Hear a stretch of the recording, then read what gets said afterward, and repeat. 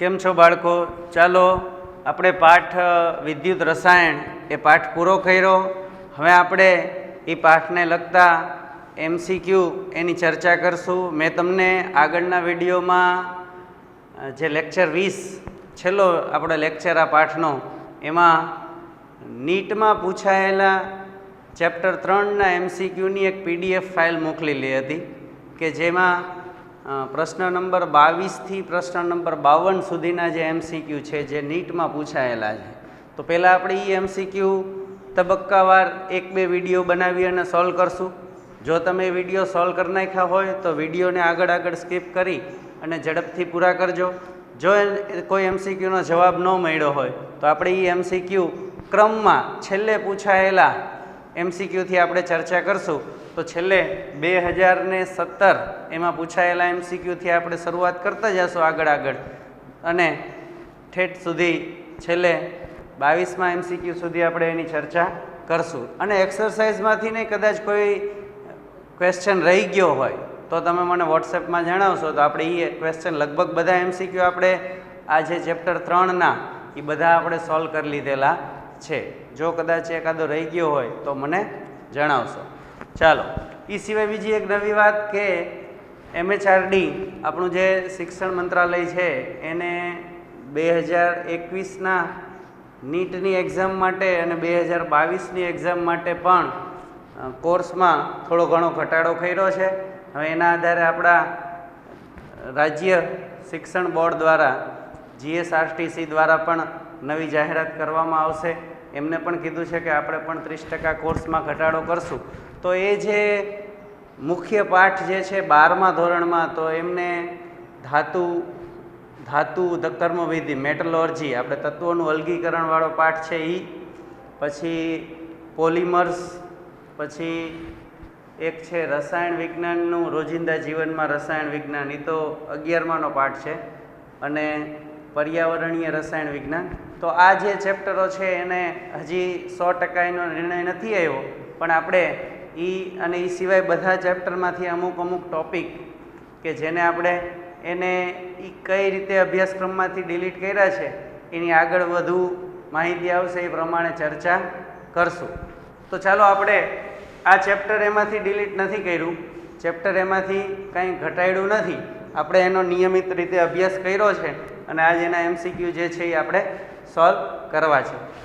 તો ચાલો, સૌથી પહેલો MCQ છે ઇલેક્ટ્રિક ઘડિયાળોમાં ઝીંક સિલ્વર ઓક્સાઇડ કોષ વપરાય છે. પ્રક્રિયા નીચે મુજબ છે કે ઝીંકનું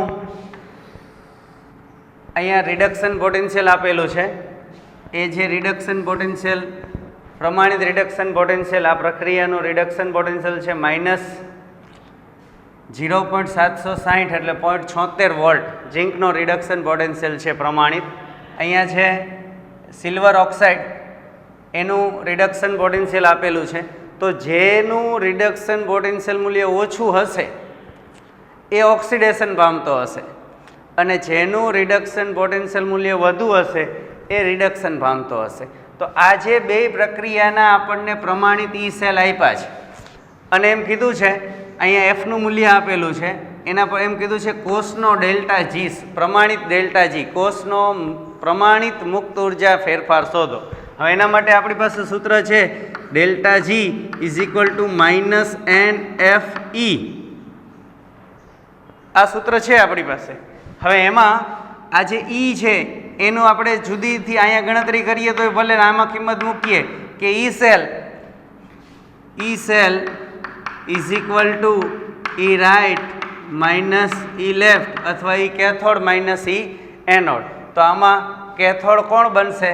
તો કે અહીંયા રિડક્શન પામશે, જેનું રિડક્શન પોટેન્શિયલ મૂલ્ય ઊંચું હશે એ રિડક્શન પામશે. તો 0.344 -0.760 માઇનસ પ્લસ થઈ જાય 0.344 વત્તા 0.760. તો આ બેયનો સરવાળો કરીએ 4 ના 4, 6 ને 4, 10 ની 0 વધી 1, 7 ને 3, 10 ને 1, 11. તો આ જે આવ્યો E સેલ આવ્યો, આ કિંમત અહીંયા મૂકી દઈએ અને સીધી અહીંયા કિંમત આ Eની જગ્યાએ આ મૂકી અને ગણી શકાય. માઇનસ n એટલે નંબર ઓફ ઇલેક્ટ્રોનની હેરફેર, તો કે 2 ઇલેક્ટ્રોનની હેરફેર, 2 ગુણ્યા f એટલે 96500 ગુણ્યા E 1.104 વોલ્ટ. સીધી આમાં કિંમત મૂકી દીધી એટલે હવે આપણને 1.104 ગુણ્યા 96500 ગુણ્યા 2 ગુણાકાર કરશો એટલે જવાબ આવશે 213.072 ગુણાકાર કેલ્સીમાં ગુણાકાર કરશો એટલે આ જવાબ આવશે. આ આવ્યો જૂલ મોલ ઇન્વર્સ, જૂલ પ્રતિ મોલ. આનો એકમ ડેલ્ટા જી બરાબર જૂલ પ્રતિ મોલ. જો કિલો જૂલ કરી નાખવા હોય તો 213.72 કિલો જૂલ મોલ ઇન્વર્સ. આ જવાબ. જો દાખલો સહેલો છે, રકમમાં બધું આપી જ દીધું હોય, આપણે ઘણીવાર કહીએ છીએ ડેલ્ટા જી શોધવાનો છે, ડેલ્ટા જીનું આપણને સૂત્ર ખબર હોય કે delta G is equal to -NFE, એટલે દાખલાનો જવાબ આવી જાય. ખૂબ જ ઝડપ થઈ જાય. અને તમે જેમ આના વધુ દાખલાઓ ગણશો, વધુ પ્રેક્ટિસ કરશો, એમ તમે વધુ ઝડપથી સોલ્વ કરી શકશો. બરાબર છે? ચાલો એથી આગળ છે આર્યોય દાખલો 51મો. અનંત મંદતાએ સિલ્વર ક્લોરાઇડની મોલર વાહકતા શોધો. એટલે કે અનંત મંદરે સિલ્વર ક્લોરાઇડની મોલર વાહકતા. હવે અહીંયા આપણને સીમિત મોલર વાહકતા એટલે અનંત મંદરને મોલર વાહકતા સિલ્વર નાઇટ્રેટની આપી છે, પોટેશિયમ ક્લોરાઇડની આપી છે, પોટેશિયમ નાઇટ્રેટની આપી છે. તો કોલ-રોસના નિયમનો ઉપયોગ કરીએ એટલે આપણને સીમિત મોલર વાહકતા મળી જાય. આપણને એમ કીધું છે સિલ્વર ક્લોરાઇડની સીમિત મોલર વાહકતા શોધવાની છે. તો અહીંયા આપણે સૂત્ર કોલ-રોસના નિયમ પ્રમાણે સીમિત મોલર વાહકતા સિલ્વર ક્લોરાઇડ બરાબર, તો કે આમાંથી સિલ્વર નાઇટ્રેટની સીમિત મોલર વાહકતા પ્લસ પોટેશિયમ ક્લોરાઇડની સીમિત મોલર વાહકતા માઇનસ, હવે આપણે Ag અને Cl આની સીમિત મોલર વાહકતા શોધવાની છે. તો આ પોટેશિયમ અને નાઇટ્રેટ આની સીમિત મોલર વાહકતા બાદ કરી નાખીએ એટલે માઇનસ પોટેશિયમ નાઇટ્રેટની સીમિત મોલર વાહકતા. બસ સીધો જ આમાં કિંમત મૂકી દઈએ. સિલ્વર નાઇટ્રેટની તો કે 133.4 પ્લસ પોટેશિયમ ક્લોરાઇડની 149.9 માઇનસ 144.9. 149માંથી 144 જાય, 149.9માંથી 144.9 બાદ થાય એટલે 5 વધે.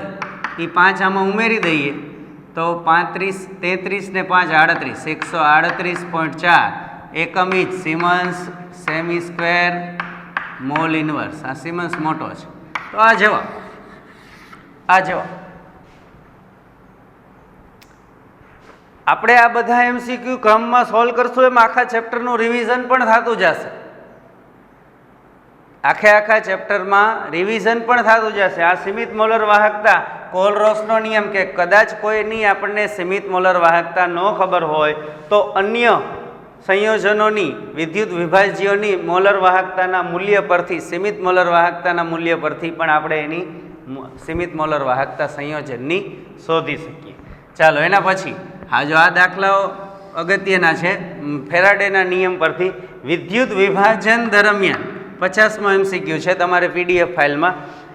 વિદ્યુત વિભાજન દરમિયાન 1 એમ્પિયર વિદ્યુત પ્રવાહ 60 સેકન્ડ સુધી પસાર કરતા કેથોડ પર મુક્ત થતા ઇલેક્ટ્રોનની સંખ્યા. કે વિદ્યુત વિભાજન દરમિયાન આપણે 1 એમ્પિયરનો પ્રવાહ 60 સેકન્ડ સુધી પસાર કર્યો તો કેથોડ ઉપર કેટલા ઇલેક્ટ્રોન આવ્યા? કેથોડ ઉપર કેટલા ઇલેક્ટ્રોન આવ્યા કે જે પછી ધાતુ આયને ઇલેક્ટ્રોન લઈ લીધા રિડક્શન બાયમાં, તો એ 1 સેકન્ડ સુધીમાં 60 સેકન્ડ સુધીમાં કેટલા ઇલેક્ટ્રોન આવ્યા એની ગણતરી કરવી હોય તો કે થઈ જાય. કેવી રીતે? તો કે અહીંયા આપણને ઇલેક્ટ્રોનનો વિદ્યુત ભાર આપ્યો છે. તો હવે આપણને વિદ્યુત પ્રવાહ અને સમયની જાણકારી હોય તો આપણને કેટલા વિદ્યુત ભારનું વહન થયું એ ગણતરી થઈ જાય. તો વિદ્યુત ભાર બરાબર I × T, એટલે કે જે વિદ્યુત પ્રવાહ અને સમય એના ઉપરથી આપણને પસાર થયેલો વિદ્યુત ભાર ખબર પડી છે.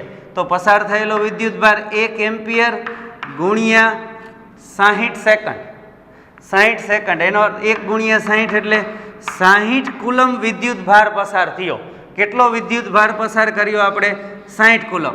હવે 1 ઇલેક્ટ્રોન દ્વારા 1.60 ગુણ્યા 10⁻⁻⁹ કુલમ આટલો વિદ્યુત ભાર પસાર થાય. આટલો વિદ્યુત ભાર પસાર થાય તો 60 કુલમ વિદ્યુત ભાર પસાર થયો તો કેટલા ઇલેક્ટ્રોન દ્વારા પસાર થયો છે? હું એમ કહું કે એક માણસ 5 ઈંટ ઉપાડી શકે છે, તો મેં 500 ઈંટ હારી અને એક જ સાથે માણસો બધા ગયા તો કેટલા માણસો દ્વારા ઈંટ હરાણી હશે? 100 માણસો. તો આમાં એવું છે કે ભાઈ આ 60 કુલમ વિદ્યુત ભાર પસાર થયો તો એક ઇલેક્ટ્રોન દ્વારા 1 પોઈન્ટ આટલો વિદ્યુત ભાર પસાર થાય તો ઇલેક્ટ્રોનની સંખ્યા, તો અહીંયા લખાય કે ઇલેક્ટ્રોનની સંખ્યા બરાબર તો કે ભાઈ કુલ વિદ્યુત ભાર અને છેદમાં 1 ઇલેક્ટ્રોન દ્વારા વહન થતો વિદ્યુત ભાર, તો કે 60 ભાગ્યા 1.60 ગુણ્યા 10⁻⁻⁹. 1.60 ગુણ્યા 10⁻⁻⁹. આ 10⁻⁻⁹ છે એને તો અહીંયા સીધા ઉપર લઈ લે એટલે 10⁻+19 થઈ જાય. હવે 60 ભાગ્યા 1.6 કેલ્ક્યુલેટરમાં 60 ભાગ્યા 1.6 કરશો એટલે જવાબ આવશે 37.5. હવે આ પોઈન્ટને એક આમ ખસેડીએ તો ઘાત પ્લસ થાય, આમ ખસેડીએ તો ઘાત, એટલે કે ડાબી બાજુ પોઈન્ટ ખસે તો ઘાત પ્લસ થાય, જમણી બાજુ પોઈન્ટ ખસે તો ઘાત માઇનસ થાય. તો આપણે અહીંયા પોઈન્ટ આમ ખસેડીએ 3.75 ગુણ્યા 10⁻20 ઇલેક્ટ્રોન પસાર થયા હશે. આટલા ઇલેક્ટ્રોન છે એ પસાર થયા હશે. તો આપણને આ વિદ્યુત ભાર આપેલો છે કે કેટલો પ્રવાહ આપણે કેટલા સમય સુધી પસાર કર્યો એની ગણતરી જો આપણી પાસે હોય તો આપણે કેટલા ઇલેક્ટ્રોન પસાર થયા હશે વાહક તારમાંથી એની ગણતરી કરી શકીએ. ચાલો એના પછી આગળ, હવે હું આવી રકમ નહીં લખું, આખી રકમ લખતા વાર લાગશે. ખાલી તમારી પાસે રકમ છે જ, તમે એ PDF ફાઇલ ડાઉનલોડ કરી લેજો, તમને વોટ્સઅપમાં પણ મોકલેલી છે, વોટ્સએપ ગ્રુપમાં. અને જે છેલ્લો લેક્ચર 20 છે, 20મો લેક્ચર છે જેમાં આપણે ક્ષારણ કરી છે, ક્ષારણ અને બળતણ કોષ, એ જે વિડીયો છે એ વિડીયોની ડિસ્ક્રિપ્શનમાં પણ એની લિંક મૂકેલી છે કે આની PDF ફાઇલ છે, આ MCQની. તો એ ત્યાંથી પણ તમે ડાઉનલોડ કરી લો, પછી એમાં પ્રશ્નો જોતા જાઓ અને પછી આ વિડીયો છે એ જોજો, અથવા તો એ પ્રશ્નોની નોંધ કરી લો અને જેટલા સોલ્વ થાય એટલા સોલ્વ કરી લો. પછી જે સોલ્વ નથી થયા, સોલ્વ થાય છે એના જવાબ જોઈ લો અને જે સોલ્વ નથી થયા એના તમે રીત જોઈ લો, એટલે તમને બધા MCQ સોલ્વ થઈ ગયા છે. એના પછી છે આપણે હવે એમાં પાછળથી આપણે ચાલુ કર્યું છે એટલે 49 નંબરનો MCQમાં રકમ છે પિગલિત NaClના વિદ્યુત વિભાજન દરમિયાન. આપણી પાસે પિગલિત NaCl છે, આના વિદ્યુત વિભાજન કરવામાં આવે છે એ દરમિયાન 0.1 મોલ ડાઇક્લોરિન વાયુ મેળવવા માટે, આટલો વાયુ મેળવવો છે, એ 0.1 મોલ ડાઇક્લોરિન વાયુ મેળવવા માટે 3 એમ્પિયર, આટલો વાયુ મેળવવા માટે 3 એમ્પિયર વિદ્યુત પ્રવાહ, 3 એમ્પિયર વિદ્યુત પ્રવાહ કેટલો સમય પસાર કરવો પડશે? કેટલો સમય પસાર કરવો પડશે? જો આમાં સમય શોધવાનો છે, આમાં કેમ આપણને સમય આપ્યો હતો, આમાં આપણે સમય શોધવાનો છે. 3 એમ્પિયર વિદ્યુત પ્રવાહ કેટલા સમય સુધી પસાર કરવો પડશે? તો પહેલાં તો આપણે આ ગણતરી કરવાની કે 0.1 મોલ ડાઇક્લોરિન વાયુ મેળવવા માટે કેટલા કુલમ વિદ્યુત ભારની જરૂર પડશે, કેટલા કુલમ વિદ્યુત ભારની જરૂર પડશે. એટલે પહેલાં સમીકરણ કે ભાઈ ડાઇક્લોરિન છે, એટલે ક્લોરાઇડ આયન છે, 2 ક્લોરાઇડ આયન 2 ઇલેક્ટ્રોન મેળવે ત્યારે ડાઇક્લોરિન વાયુ, 2 ક્લોરાઇડ આયન ઇલેક્ટ્રોન ગુમાવે, ઓક્સિડેશન પામે, ત્યારે આપણને ક્લોરિન વાયુ મળે. એટલે કે ઓક્સિડેશન પ્રક્રિયાને પરિણામે ક્લોરિન વાયુ ઉદ્ભવશે એનોડ ઉપર. તો આ જે પ્રક્રિયા થશે એમાં એનો અર્થ થયો કે 2 મોલ 2 મોલ ઇલેક્ટ્રોન દ્વારા 2 મોલ ઇલેક્ટ્રોનનો જથ્થો પસાર થશે ત્યારે આપણને 1 મોલ ડાયક્લોરિન વાયુ મળશે. બીજી રીતે કહીએ તો આપણે કીધું હતું 2 ફેરાડે વિદ્યુત જથ્થો પસાર કરવામાં આવે. 2 મોલ ઇલેક્ટ્રોન દ્વારા વહન થતો વિદ્યુત ભાર એટલે 2 ફેરાડે. 2 ફેરાડે વિદ્યુત ભાર પસાર કરવામાં આવે ત્યારે આપણને 1 મોલ ડાયક્લોરિન વાયુ બનશે. હવે આપણે કેટલો જોતો છે?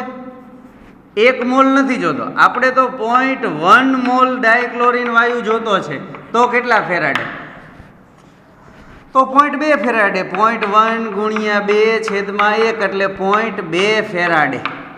આટલા ફેરાડે. હવે આ ફેરાડેને કુલમમાં ફેરવવા હોય તો જો આપણે અહીંયા લખીએ છીએ કે ભાઈ 96500 કુલમ એટલે 1 ફેરાડે.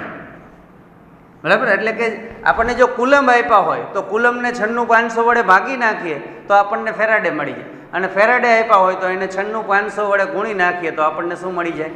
કુલમ મળી જાય. બરાબર છે? તો હવે આપણી પાસે 0.2 ફેરાડે છે તો 0.2 ફેરાડે એટલે કેટલા કુલમ? તો સીધા 0.2 ગુણ્યા 96500 વડે ગુણાકાર કરશો એટલે આપણને ફેરાડે જે છે એના શું મળી જશે? કુલમ મળી જશે. તો આને 96500 વડે ગુણાકાર કરો એટલે કુલમ આવશે એના 19,300 કુલમ. આટલા કુલમ વિદ્યુત જથ્થો પસાર કરવામાં આવે ત્યારે 0.1 મોલ ડાયક્લોરિન વાયુ ઉદ્ભવે. જો ખરી પહેલેથી કે ભાઈ 2 મોલ ઇલેક્ટ્રોન જ્યારે પસાર કરવામાં આવે, 2 મોલ ઇલેક્ટ્રોન ત્યારે 1 મોલ ડાયક્લોરિન વાયુ મળે. 2 મોલ ઇલેક્ટ્રોન એટલે 2 ફેરાડે વિદ્યુત ભાર, 2 ફેરાડે વિદ્યુત જથ્થો પસાર કરવામાં આવે ત્યારે 1 મોલ ડાયક્લોરિન વાયુ મળે. આપણે 1 મોલ નથી જોતો, કેટલો જોઈ છે? 0.1 મોલ ડાયક્લોરિન વાયુ જોઈ છે. તો 0.1 મોલ ડાયક્લોરિન વાયુ જોતો હોય તો કેટલા ફેરાડે વિદ્યુત જથ્થો પસાર કરવો પડે? તો કે 0.2 ફેરાડે. 0.2 ફેરાડે એટલે 0.2 ગુણ્યા 96500 એટલે 19,300 કુલમ. 19,300 કુલમ વિદ્યુત જથ્થો પસાર કરવો પડે, વિદ્યુત ભાર. બરાબર? હવે ક્યુ, આ જે કુલમ આવ્યો એ શું આવ્યો? ક્યુ આવ્યો. Q is equal to I into T. I into T. હવે અહીંયા ટી શોધવાનો છે તો ટી બરાબર ક્યુ બાય આઈ. ક્યુ એટલે 19,300 છેદમાં આઈ એટલે કેટલો એમ્પિયરનો વિદ્યુત પ્રવાહ પસાર કરવાનો છે? 3 એમ્પિયરનો વિદ્યુત પ્રવાહ પસાર કરો. તો આને આપણે 3 વડે ભાગશું એટલે 19,300 ભાગ્યા 3 કેલ્ક્યુલેટરમાં કરો એટલે આવે છે 6,433 સેકન્ડ. આટલી સેકન્ડ આવે છે. આને 60 વડે ભાગી નાખો એટલે મિનિટ આવશે 107 મિનિટ. 107 મિનિટ. તમારે ઓપ્શનમાં જવાબ આપ્યા છે જુદા જુદા. એમાં એમ કીધું છે 220 મિનિટ, 330 મિનિટ, 55 મિનિટ કે 110 મિનિટ. તો આ જે છે એ કોની નજીક છે જવાબ? 110 મિનિટ જવાબ આવશે. અમુક વિદ્યુત ભાર આપણે જ્યારે કરી ભાઈ 100% કાર્યક્ષમતા હોતી નથી, અમુક કાર્યક્ષમતા છે એ ઓછી હોય એટલે 107 મિનિટની નજીક કયો જવાબ છે? 110 મિનિટ. તો જવાબ શું આવશે? 110 મિનિટ સુધી 3 એમ્પિયર વાળો વિદ્યુત પ્રવાહ પસાર કરવામાં આવે તો આપણને કેથોડ એનોડ ઉપર 0.1 મોલ ડાયક્લોરિન વાયુ મળે. તો આ છે એની ગણતરી. ઠીક છે? ચાલો હવે એના પછી 48મો MCQ. એમાં ક્વેશ્ચન નંબર 48 એમાં રકમ આપી છે, એમ કીધું છે કે 298 કેલ્વિન તાપમાને 298 કેલ્વિન તાપમાને 0.1 મોલ 0.5 મોલ સોરી 0.5 મોલ પ્રતિ ડીએમ ક્યુબ. જો હવે ડેસીમીટર ક્યુબ ડીએમ ક્યુબ એટલે શું થાય? લીટર થાય. આ પહેલા પાઠમાં આપણે ભણી ગયા. એનો અર્થ એમ છે કે 0.5 મોલ પ્રતિ લીટર. આ જે છે ઘણીવાર આ પ્રતિની નિશાની ન આપી હોય તો માઇનસ ઘાત કરી હોય. આને વંચાઈશું 0.5 મોલ પ્રતિ લીટર અથવા તો 0.5 ડેસીમીટર ક્યુબ. આટલી 298 કેલ્વિન તાપમાને 0.5 મોલ ડેસીમીટર ક્યુબ ના સિલ્વર નાઇટ્રેટના દ્રાવણની સિલ્વર આટલા મોલર સાંદ્રતા વાળું સિલ્વર નાઇટ્રેટના દ્રાવણનું વિશિષ્ટ વાહકતા કે વિશિષ્ટ વાહકતા આપણે જે વાહકતા છે એ જ વિશિષ્ટ વાહકતા 5.76 ગુણ્યા 10⁻³ સિમન્સ સેમી ઇન્વર્સ. મોલર વાહકતા છે એટલે સિમન્સ સેમી ઇન્વર્સ છે. તો મોલર વાહકતા શોધો. આ વિશિષ્ટ વાહકતા આપી છે અને મોલર વાહકતા શોધવાની છે. મોલર વાહકતા શોધવાની છે.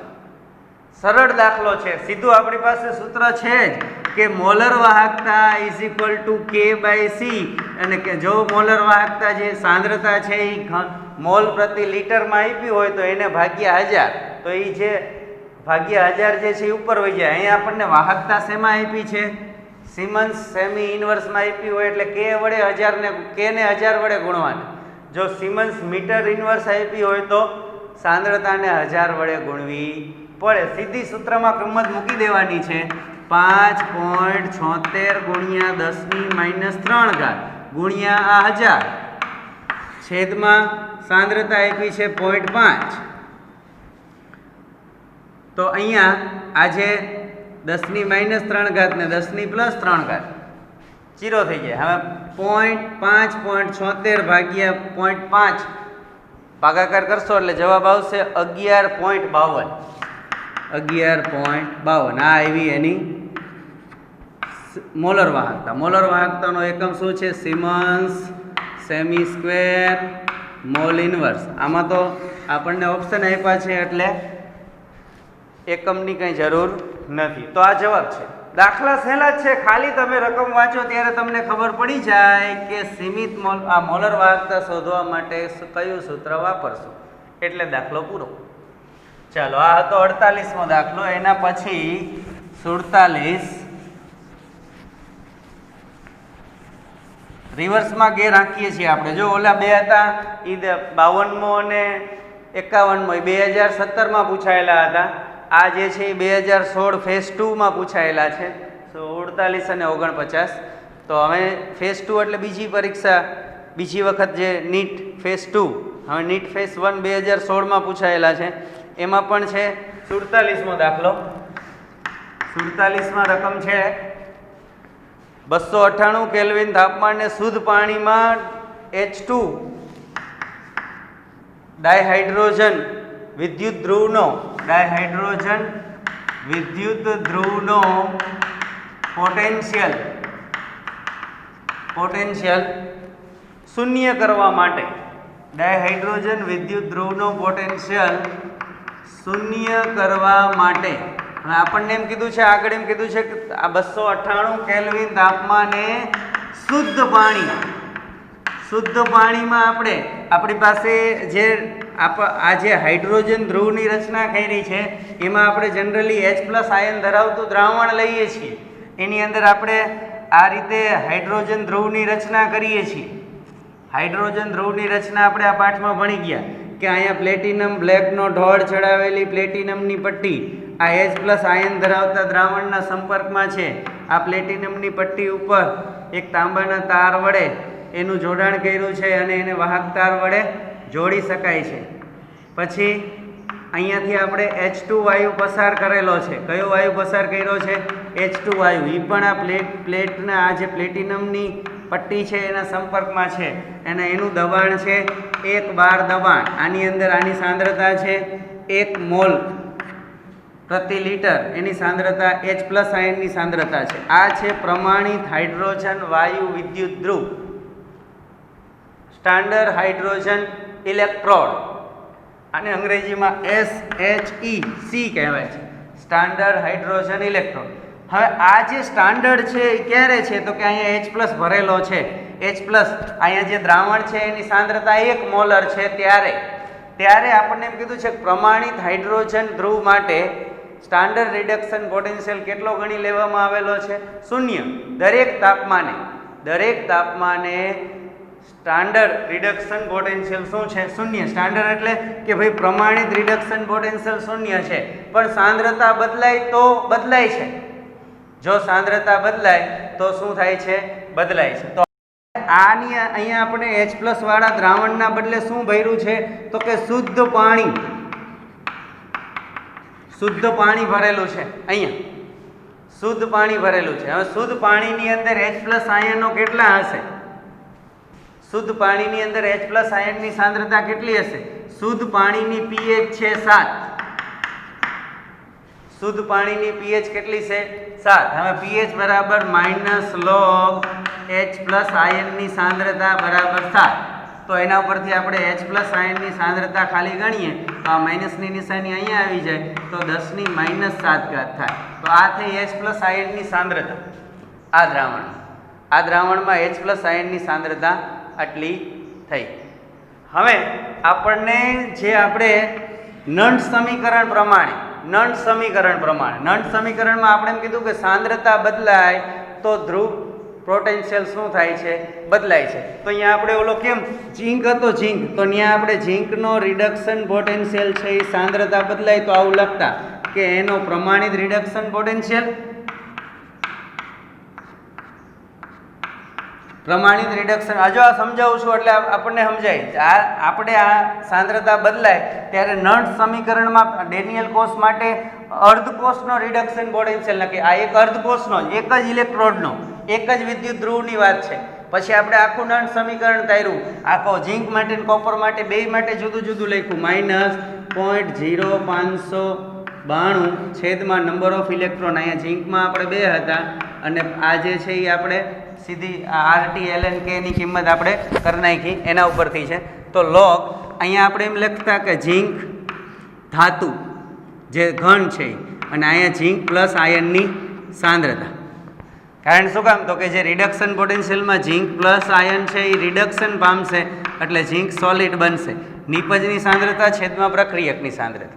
આવી રીતે લખતા. પછી આપણે અહીંયા એવું માની લેતા કે ભાઈ આ જે ઘન પદાર્થની સાંદ્રતા 1 લેવાની છે, તો અહીંયા આપણે 1 લઈ લેતા અને પછી આ એવી જ રીતે કોપર માટે લખતા Cu+ નો રિડક્શન પોટેન્શિયલ જુદી જુદી સાંદ્રતાએ. તો પહેલાં એનો પ્રમાણિત રિડક્શન પોટેન્શિયલ -0.0592 છેદમાં number of electron 2 log 1 copper plus આયનની સાંદ્રતા. આ 1 શું કામ લઈ લેતા હતા?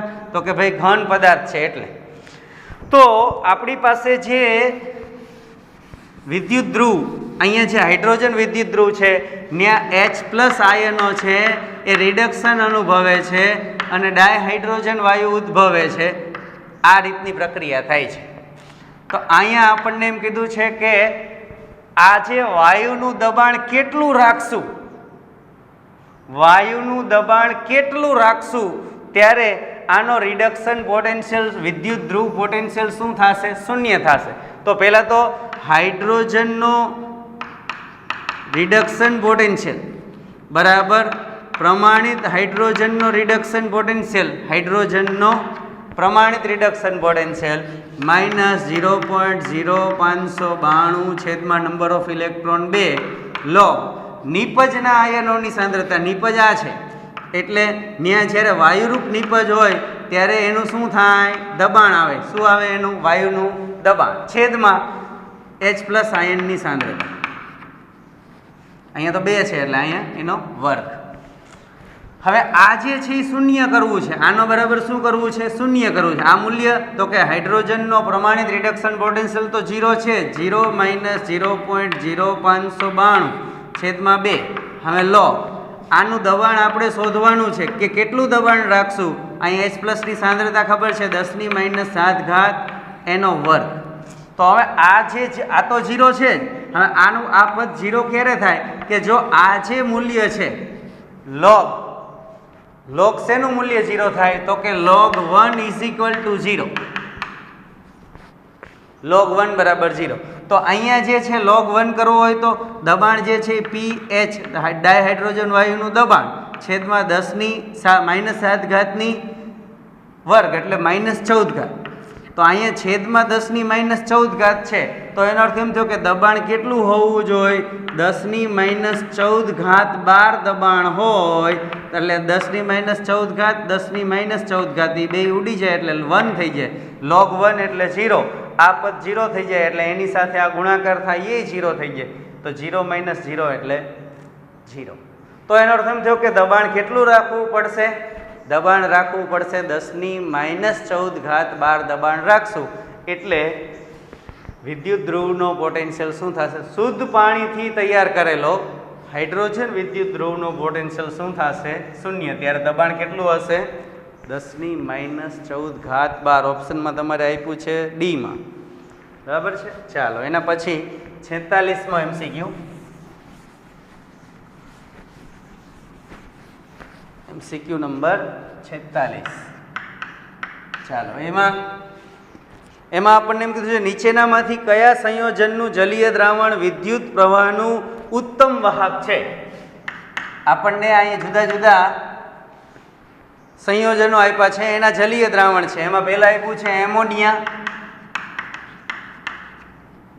NH3, પછી આપ્યું છે ફ્રુક્ટોઝ C6H12O6, પછી એસિટિક એસિડ C2H4O2, એટલે આ CH3COOH આમાં ઈ જ છે, બરાબર ને. એના પછી આપ્યું છે હાઇડ્રોક્લોરિક એસિડ HCl. આ બધાના જલીય દ્રાવણ છે. તો આ બધાના જલીય દ્રાવણમાંથી કયું જલીય દ્રાવણ ઉત્તમ વાહક છે? ઉત્તમ વાહક છે. તો દ્રાવણ માટે સારો વાહક કોણ કહેવાય? તો કે જેની અંદર આયનોની સંખ્યા વધારે હોય. કોની અંદર આયનોની સંખ્યા વધારે હોય? પ્રબળ વિદ્યુત વિભાજ્ય હોય. તો પ્રબળ વિદ્યુત વિભાજ્ય કોણ હોય? કાં તો પ્રબળ બેઝ કાં પ્રબળ એસિડ. તો આમાં એમોનિયા જે છે એ કેવો છે? તો કે નિર્બળ બેઝ છે. નિર્બળ બેઝ છે. આનું સંપૂર્ણ આયનીકરણ ન થાય. આ જે છે એ તો શર્કરા છે, શર્કરા છે, એનું આયનીકરણ ન થાય. આ છે નિર્બળ એસિડ, એસિડિક એસિડ કેવો છે? નિર્બળ એસિડ છે, એનું આયનીકરણ ન થાય. HCl શું છે? તો કે પ્રબળ એસિડ છે, જેટલા હશે એ બધાનું આયનીકરણ થશે. તો કયો ઉત્તમ વાહક છે? HCl છે એ ઉત્તમ વાહક છે. એ શું છે? ઉત્તમ વાહક છે. તો આપણે આટલા MCQની ચર્ચા કરી બાળકો. આગળના વિડીયોમાં હજી આપણે આથીને જ આગળ MCQ જે છે એની ચર્ચા કરશું.